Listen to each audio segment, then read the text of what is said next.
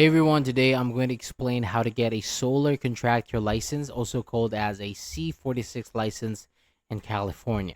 So this license is for contractors who install, repair, and maintain solar energy systems, including thermal and photovoltaic systems.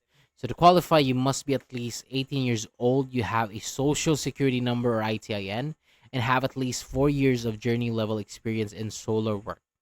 So journey level means you can do the work without direct supervision. And once you meet the requirements, you can apply through the California Contractor State License Board or the CSLB. And after your application is reviewed, you will need to schedule and pass two exams, the Law and Business exam and the C46 Solar Trade exam. And after passing, you may still need to complete final steps like fingerprinting, fees, and required paperwork before your license number is issued.